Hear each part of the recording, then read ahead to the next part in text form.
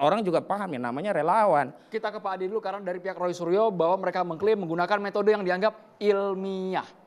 Ya, Saya lanjutkan sedikit lagi. Jadi kalau dari relawan jangankan ijazah, bungkus kacang goreng pun kalau dikatakan ini ijazah asli pasti akan dipercaya itu sebagai ijazah asli. Oke. Jadi saya cuma mau menyampaikan di sini ada adik-adik mahasiswa ya, bahwa apa yang disampaikan Bang Kosi ini terkait penelitian yang dilakukan oleh Rismond. Kita harus sadari ya, publik harus sadari ini, bahwa penelitian yang dilakukan oleh Rismond maupun Roy Suryo itu jauh dari kenyataan apa yang harus diteliti sebenarnya. Penelitian itu ada dua. Ya, scientific crime-nya itu tidak seperti itu penelitiannya. Penelitian itu adalah analog, itu yang pertama karena dia berbentuk fisik dan lahir pada tahun 84 kan begitu. Itu yang paling penting nih. Maksudnya alat apa? Pertanyaannya kan begitu, Bang Andrew. Alat apa yang digunakan Roy Suryo CS termasuk Rismond ya? Alat apa yang digunakan untuk mengetes seberapa tebal kertas itu, pembanding apa yang digunakan, ya, tinta jenis apa yang dipakai, ya, terus kemudian umur kertas ini juga harus ditentukan di sini. Artinya pakai metodologi tentu penelitiannya analog. Itu faktanya Bang Andrew. Kita tidak bisa nafikan itu. Bahwa ini bukan ijazah elektronik kayak kakak yang diteliti melalui sains yang dilakukan oleh seorang peneliti yang saya anggap abal-abal. Kenapa? Abal-abal, penelitiannya apa sih Rismond Sianipar ini? Penelitian apa? Itu yang harus dijawab dulu dong ke publik. Ya kan?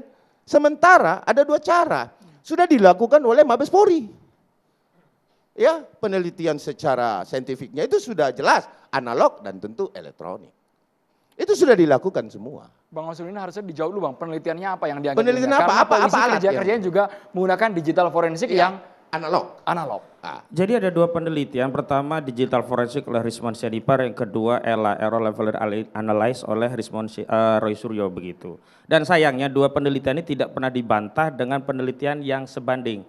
Tadi Bung Ade Dharma menggunakan pendekatan polisi, penelitian polisi. Ini yang saya sebut menggunakan otoritas polisi untuk memaksa kebenaran tunggal versi polisi sehingga di luar versi polisi seolah-olah salah.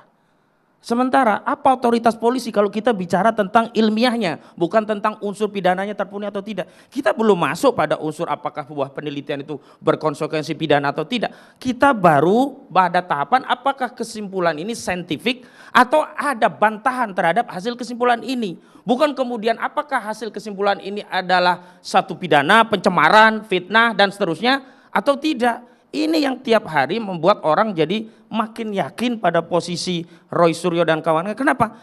Karena cara untuk meyakinkan publik membersamai saudara Joko Widodo itu tidak dengan metode saintifik tapi metode mengancam. Sama persis.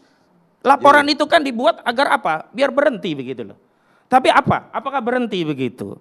Nah ini yang kemudian direpetisi oleh kubu Jokowi dan perepetisian ini alih-alih membuat publik yakin ijazah itu asli, justru sebaliknya begitu loh.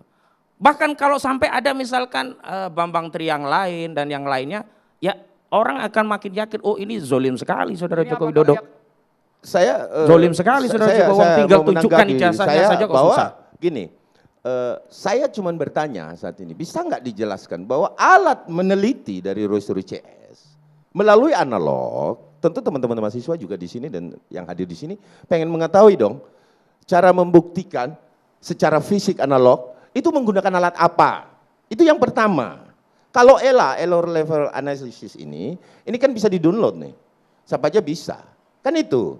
Tetapi kalau fisik, nah saya mau bertanya Bang Andrew, ya kan melalui kuasa hukum Bang Roy atau Dr. Tifa yang selalu menggaung-gaungkan ini palsu, palsu, dan palsu, dan palsu. Bawa alat apa? Satu deh aku kasih contoh. Mikroskop jenis apa sih untuk meneliti kertas dia yang dia pakai? Itu dulu Bang Andrew. Kalau kita berbicara analog. Fisik. Karena ini ijazah ini berbentuk fisik. Terus apa pembandingnya? Apakah teman-temannya Presiden Insinyur Joko Widodo juga dilibatkan untuk diteliti ijazah itu?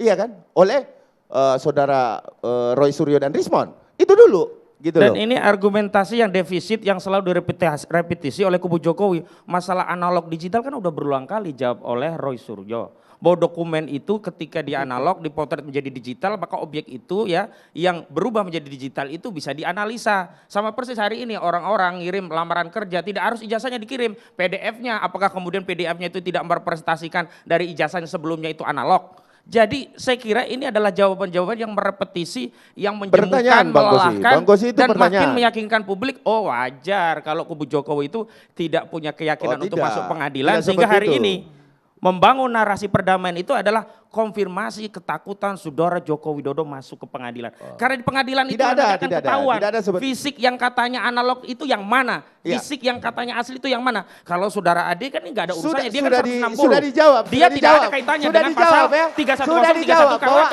nggak ada irisannya. Jadi inilah publik harus saudara ketahui. Ade Darmawan itu tidak punya legal standing bicara tentang bidang terkait ijazah. Dia itu kan hanya nyelundupin pasal 160. Dan ingat, sebelumnya ada pasal 28 ayat 3 tentang kabar bohong. Di penyelidikan itu ada pasal 28 ayat 3 tentang kabar bohong. Tetapi begitu naik ke penyidikan hilang. Kenapa? Karena dulu di awal-awal Peradi Bersatu selalu menyatakan ini laporan Peradi Bersatu, Peradi Bersatu, Peradi Bersatu. Ternyata tidak ada laporan atas nama Peradi Bersatu. Yang ada atas nama Lecumanan. Karena mereka takut ini kabar bohong, maka 28 ayat 3 dihilangkan. Kita konfirmasi itu dulu. yang terjadi. Jadi gini, itu nggak ada yang masuk bang. di dalam laporan kita, Peradi Bersatu dalam kurung, ini yang kita pegang berkas laporan, kan nggak pegang sama Kosinudin dong. Ada kita itu SPDP itu jelas, Lecumanan. Sebentar. Nggak ada pelapor Sebentar, saya yang pegang LP-nya. Lecumanan, sama Sweken, Joko Widodo. Nggak ada pelapor atas nama Peradi Bersatu. Anda bohong. Saya akan memperlihatkan LP-nya bila memang diperlukan. LP-nya, tunjukkan. Di LP-nya itu jelas. Tunjukkan. Softfile ada bang? Softfile ada. Sambil Anda cari, sambil Anda jelaskan bang. Jadi di dalam laporan itu, Peradi Bersatu membentuk advokat public defender, pelapor, yang diwakili oleh Lecumanan. Diberikan surat tugas, karena diminta pada saat itu pelaporan di Jakarta Selatan, bahwa mana surat tugasnya. Nah, kita tugaskan memang Pak Lecumanan di situ sebagai pelapor. Jadi pidana itu enggak ada, badan hukum mewakili orang yang dirugikan. Badan hukum bisa melaporkan ke pidana. Itu orang. Saudara melihat. Apa yang dirugikan Peradi Bersatu? Ya, itu 108 saudara, 108. Ada 108. Atas nama lembaga bikin laporan saat yang ini sudah diterima dan sudah naik tersangka. Ya, saat ini laporan sudah diterima dan itu sudah naik tersangka. Itu clear. Iya, atas nama Lecumanan, nggak ada atas nama Peradi Bersatu. Ya, jadi artinya bahwa ya terlepas ini narasi-narasi debat yang saya anggap tidak ada hasil apa-apa dalam hal terkait pelaporan polisi tersebut. Artinya gini, nanti kita buktikan di pengadilan bahwa apa yang disampaikan Bung Hoshi itu bisa nggak dibahas nanti di dalam peradilan. Nah itu dulu. Nah yang kedua yang perlu saya sampaikan bahwa sampai sekarang tidak bisa menjawab kan. Apa alatnya? Analog. Apa yang digunakan sama Roy Suryo CS? Itu untuk sistem analog. Baik, Bang Arisko, ke Bang Aris dulu. Ini mempersoalkan mengenai alat untuk mengetes keabsahan lembaran ijazah itu, Bang, sampai sekarang belum terjawab sama sekali. Oke, gini, mungkin kita lihat dalam lanskap yang lebih besar ya. Sebenarnya ini kan yang diperdebatkan kan soal membuktikan palsu atau tidak palsu. Nah, pertama, kita harus definisikan dulu apa ini maksud palsunya. Karena palsu ini ada dua. Satu, palsu secara substansi, artinya proses mendapatkan ijazah, proses akademiknya, kuliahnya, tugas akhirnya itu tidak dilakukan tapi keluar ijazah, atau palsu secara fisik kertas.